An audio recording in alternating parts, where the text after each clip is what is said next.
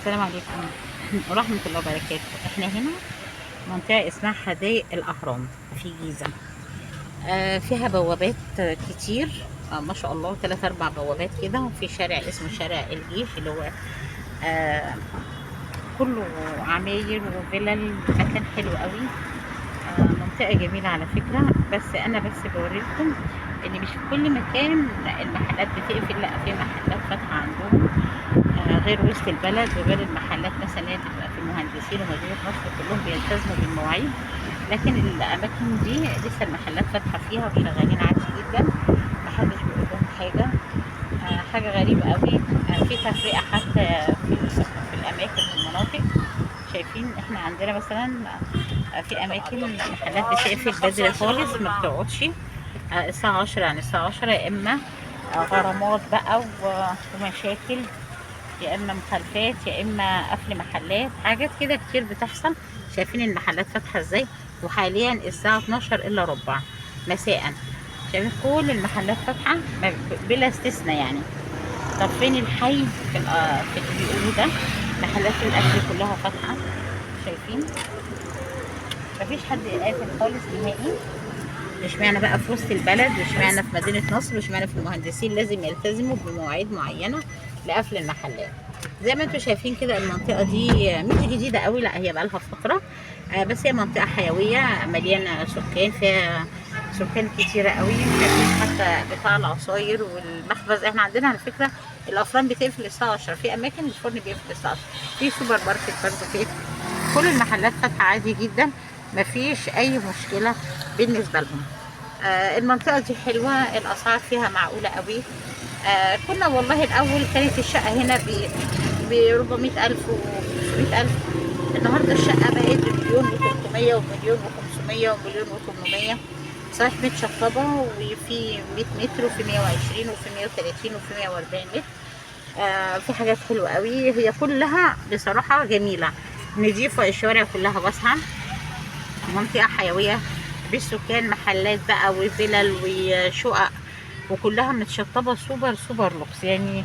معظم المحلات اللي على الشارع والعماير اللي على الشارع، في عماير تحتها محلات، وفي عماير بتبقى الناس واخداها وعاملينها سكن علشان محدش يعني يفتحها محلات خالص. في ناس بتحب تحت المحل، تحت البيوت كده، او تحت الشقق كده محلات تحت العقار. وفي ناس ما بتفضلش، بتقول لا انا عايزه هدوء يعني. محل الحشي ده حلو قوي يا بنات. بيبيع كباب جميل بصراحه. بس يعني احنا جربناه مره او مرتين. حلو قوي. واسعاره حلوه على فكره، اقل من بره حاجه يعني، مش كتير قوي بس معقول يعني. بس المهم ان الحاجه عنده جميله، طعمها حلو ولحم بلدي بصراحه. دي يعتبر البوابه الثانيه معايا. فيها كل الخدمات، هي كل بوابه هي عامله زي راس البر كده، يعتبر كل بوابه فيها الخدمات بتاعتها.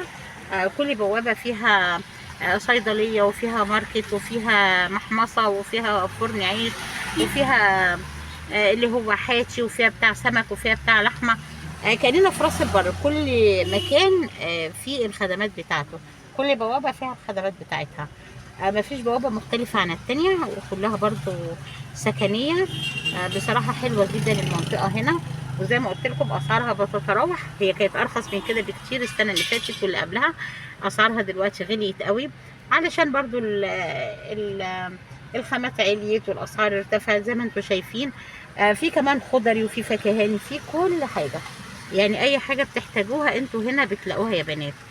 ما شاء الله مكان حلو ومكان حيوي ومليان بالسكان. انا بيشبه يعني بالمصايف، كأننا في مصيف يعني، كل حاجة هنا متوفرة. ما شاء الله اللهم بارك. طبعا أحلى حاجة في المنطقة إن هم لغوا التكاتك. أول مرة جيناها من فترة كده كان فيها توك توك ومش عارف إيه، والدنيا زحمة قوي. وهي اللي زحماها بصراحة التكاتك، ومقللة من قيمتها ومن شكلها. لكن دلوقتي لا ما شاء الله، ما بقاش في الموضوع ده، وبقت أنظف بكتير وأحلى بكتير لما لغوا فكرة التكاتك. احنا هنا في البوابة التانية زي ما قلت لكم، البوابة التالتة والرابعة حلوة جدا. الشارع السياحي اللي هو بيخرجنا على الدائري برضو نضيف وحلو جدا، في محلات كتيرة قوي في المكان ده.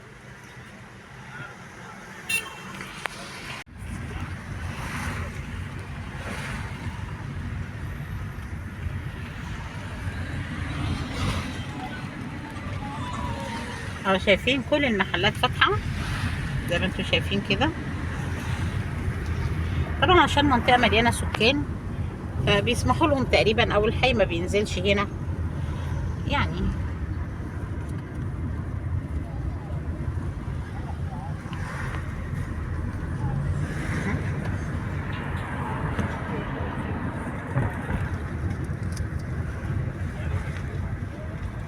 كنت بوريكم المنطقة، منطقة حلوة جدا.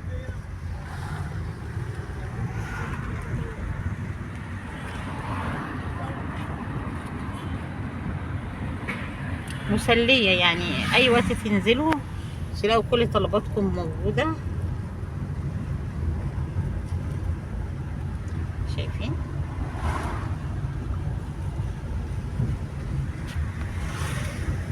زي ما قلت لكم الشقق هنا بقت بمليون و200، مليون و300، مليون و400 و600 و800، وفي ب2 مليون كمان. الاسعار هنا غليت قوي، ويمكن في كل حته الاسعار عليت.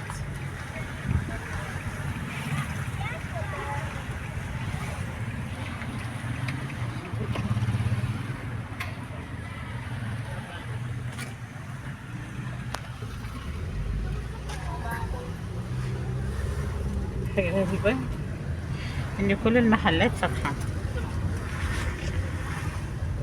غير اي مكان تاني.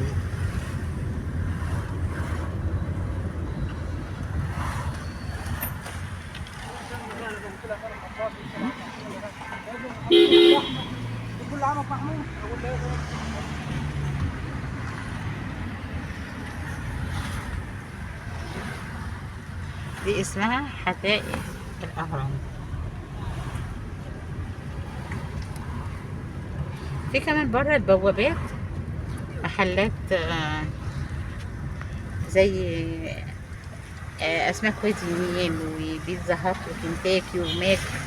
كل المحلات الامريكانه والمحلات المنوفي وكل المحلات والبراندات كلها يعني فاتحين بره على البوابات زي ما شايفين كده. في بدايه البوابات كده احنا خارجين، وادي اهي البوابه.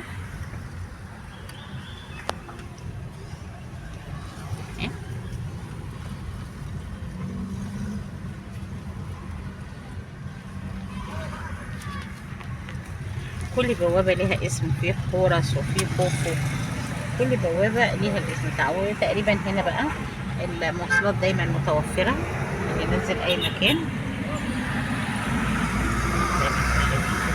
ودي بتاعة الإسكان اللي هم بيعلنوا عنها،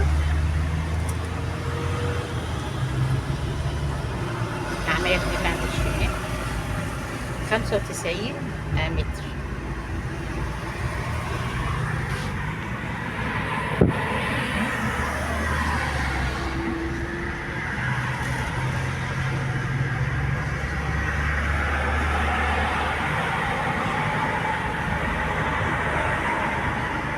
كل دي السور بتاع حدائق الأهرام.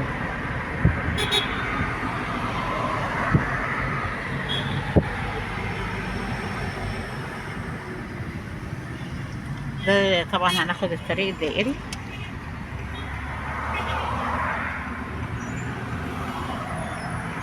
في على فكرة مستشفيات ومساجد ومدارس عربي ومدارس لغات ومدارس أمريكان ومدارس خاصة، في حضانات أهالي، في كل حاجة على فكرة. يعني هي مكان كده قافل على نفسه فيه كل الخدمات، دكاترة ومستشفيات ومساجد، كل حاجة. يعني اللي ساكن جوه ما بيحتاجش يشتري حاجة من بره، ولحوم وفراخ وأسماك، كل ما مطلوب لأي بيت بتلاقوه، حتى موبيليا وستاير وسجاجيد في النساجون الشرقيون، في كل حاجة. مكان جميل وكل حاجة فيه متوفرة. حدائق الأهرام فيها كل حاجة.